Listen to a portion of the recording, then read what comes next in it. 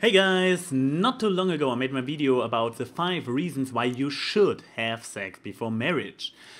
Now, in the context of my research for this video, I went to YouTube and I wanted to see if somebody else already talked about it.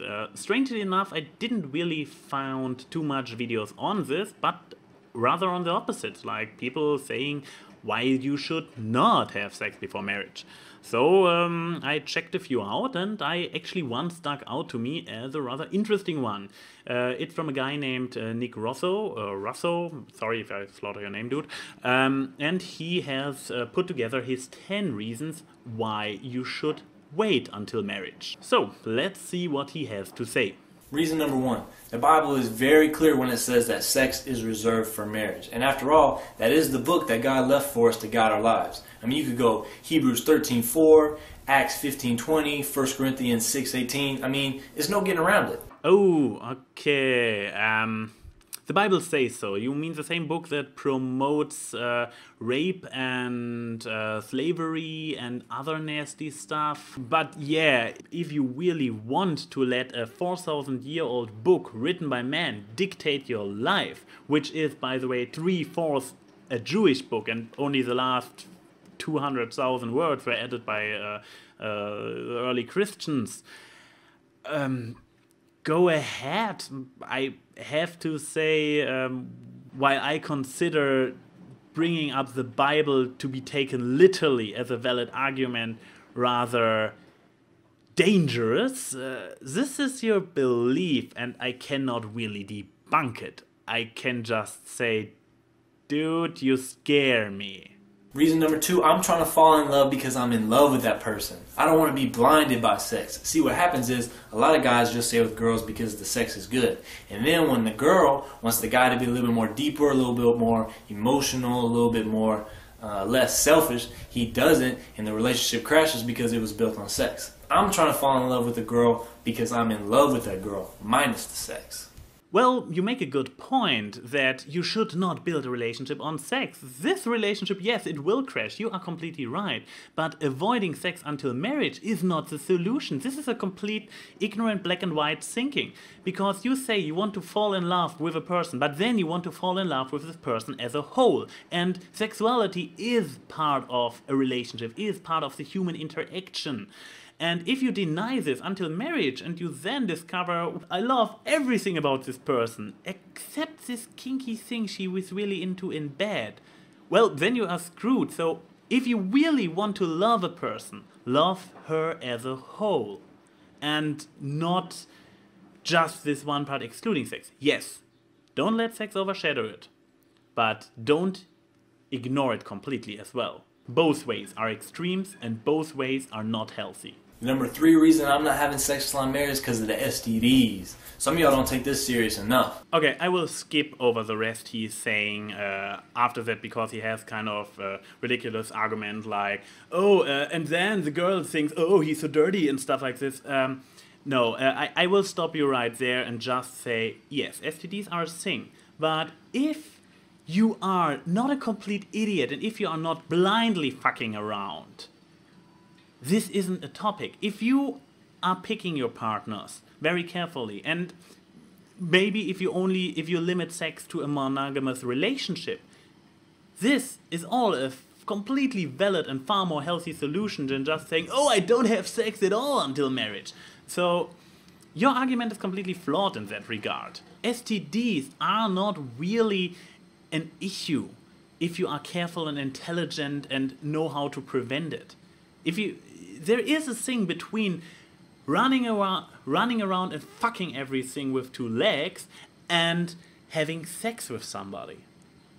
Apparently you don't know this difference. I'm not sure. Number 4, I kind of want a little son, a little hooper. I want him to play all the sports. I want him to play basketball.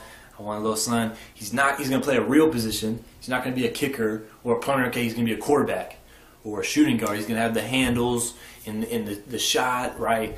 But I don't want to have my little son, my little hooper, with an accident or like a one-night stand with a girl I barely know. I want it to be with my wife, who I know will raise my little hooper right. This is exactly the same argument as with the STDs. If you're not fucking around wildly, if you use your brain, if you use condoms, this isn't a problem. So basically, with this one and with the last one, you are saying like, oh, I'm too stupid to use protection, so I better wait until marriage. And yeah, in this, if you really are that kind of stupid, I would say, please don't reproduce at all. We don't need a new generation of this kind of incapability. Please stop it when you can. The number 5 reason I'm not having sex till I'm married is because I'm looking for my soulmate. It's called soulmate for a reason, because I got to look out for her soul. You see what I'm saying? I got to look out for her interests in the long run. Okay, that means I can't be selfish. I got to be mature. I can't be out here smashing and dashing and hitting and quitting it. I got to look out for what's best for her in the long run. And if God says, hey, can't have sex till you're married, then that's what it is. And that's what it's going to take care of her soul, then that's what it is. I get the feeling you would have done well just making a number 5 list, because this, once again, is just basically a rephrased version of your, I believe it was the second one, you want to find somebody you love. Again, when you are looking for a soulmate, how can you ignore this part of her soul, the sexuality? How can you be like, oh, I'm looking for my soulmate, even though I have no idea what she is like in certain situations in life? Once again, I would say you need to have sex in order to find your soulmate. Number 6, I'm trying to have a blessed relationship. See, I've seen way too many people close to me hurt by divorce, and I don't want me and my wife to ever get a divorce. So my best plan is to align me and my girl's relationship with God's plan for dating. See, how can I expect God to bless me and my relationship if I'm out here living wrong? And it's the same thing in life. How can I expect God to bless me and allow me to have an awesome athletic career if I'm out here living wrong? Well, guess we are back to square one. How do you know what God's plan is? I still hope you are not really relying all your information on this thousands of year old book, which once again is promoting that when a girl gets raped, she has to marry the guy who raped her. When she doesn't cry loud enough for help, she has to be stoned, stuff like this. You are really referring all your moral codes back to this particular book. And if you are not referring to the Bible as your source of God's plan for dating, I have to ask you where you get it. Because what I see is God made us to enjoy sex. God made sex a great and fun thing. And until humans came along a few hundred years ago and made sex a monogamous thing and made it part of their religious rituals, it was a more open thing. Monogamy wasn't such a big deal. Marriage in general wasn't such a big deal. It was more of a contract between countries and stuff like this, selling your daughters away. So I dare to say, considering how much longer before this change happened, marriage, God was completely fine with people just enjoying life the way they do. And considering that all his other creations on this planet also enjoy sex freely, I dare to say that your understanding of what God plans for your relationship and what he is willing to bless is false. Alright, listen. Number 7 is deep, so I'm going to need you to pay attention, okay? The number 7 reason I'm not having sex till I'm married is because when guys just run around and smash and dash and have sex with whoever or whatever, it messes with girls' minds, okay? Follow me, okay? That's why girls nowadays lead with sex. That's their opening attack, is with sex, because they know it'll get our attention. And that's why guys feel like they don't have to respect women anymore. They feel like they don't have to work for sex anymore because it's free on the first night. See what I'm saying? And we abuse that. That's why there's so many girls walking around that hate men and hate guys and stuff like that, is because they've been abused and lied to and taken advantage of. Think about it.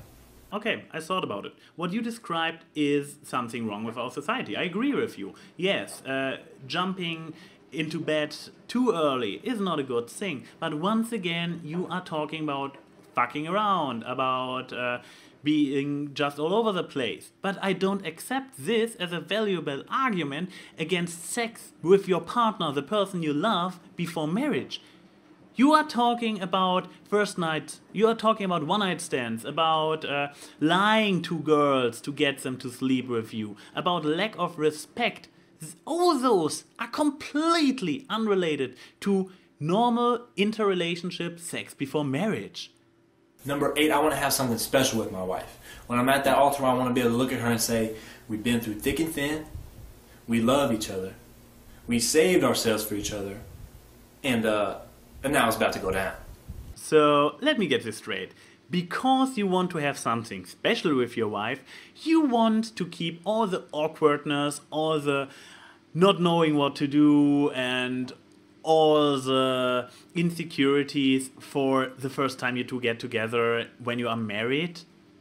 This is a rather cruel understanding of making stuff special. I personally would like to have good times with my partner, with my wife. If you marry somebody, if you are willing to spend the rest of the life with this somebody, it will be special, and you will discover ways to love each other and to pleasure each other, which are completely unique, which you will simply not have before that. So it will be special by default.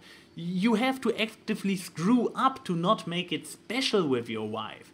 And just saying, oh, I don't have any sex at all until I am with my wife, is just stupid. You don't make it special, you make it an inferior experience. You're missing out on stuff, both of you. Number 9 is deep too, so you gotta follow along. The number 9 reason I'm not having sex till I'm married is because I refuse to allow sex to control my life. Now, listen up, I got a story to tell you. You might not understand it. That's fine, it'll sink in later. Okay, a long time ago in Alaska, the Indians would kill wolves by putting blood on a knife and hiding it in the snow. Yeah, his story he is telling is pretty much just an analogy to a wolf licking a knife, tasting his own blood, and continue licking until it passes out. Which, yes, I see what you're trying to tell there, that sex is such an awesome feeling. It has a certain addictive tendency to it because it's just so great. Like for the taste of blood is for the wolf. But saying that you can only control your sexual desire, you can only control your urges by denying it completely, just says that you are a really weak person. You are like a primitive animal, like a wolf who cannot stop itself. Yes, I agree, you should not let sex dictate your life. But you are advising people, instead of facing the challenge, to run away with your tail between your legs. Also, when you are really so vulnerable to let sex take over your life, you are also not safe in marriage. Then, okay, you only have this one partner, but it can still ruin your life. So this argument, once again, is completely flawed and can't hold water. Finally, number 10, man, it's just not worth that disconnect from God. Let me tell you something, real talk, straight up, an hour of the best sex I've ever had with the hottest girl ever is not worth disobeying and disappointing the man who woke me up this morning. You feel me? The only reason I'm breathing right now is because of the big man upstairs. So why would I want to go against what he has to say? That's the man who controls my life. Feel what I'm saying? Wow! There is believing and being faithful, and there is narcissistic arrogance.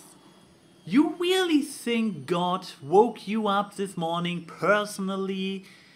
And also, what kind of God is it that you have to obey so much? Who will... I guess you're a Christian, aren't you? You mentioned the Bible earlier. So, the Christian God, as I learned about him, is a loving, forgiving God. So, why does he need so much obeying from your end? Why would he be all about, oh, I don't approve of you having a good time doing the thing I created to be very awesome on a regular basis with somebody you love? No, it's only for this institution that has been created a few hundred years ago by you and your kind yourself. What kind of understanding do you have from God? This is a horrible God you are imagining right there. Like Big Brother, who would break the good bond with you for having a good time? What kind of a dick? And of course, once again, what I said earlier, how can you know what he actually wants? Well, that's my top 10 reasons why I'm saving it for marriage. Appreciate y'all watching. I'll see y'all next Monday. So yeah, 10 reasons. 3 of them were just built on flawed religious belief, and the rest was just bullshit. So, I don't know. I still don't see a single valid reason that is not built on extreme examples and black and white thinking that is a good reason not to have sex before marriage. On the other hand, there are still my 5 reasons why you should. This is ANY saying opinion counts.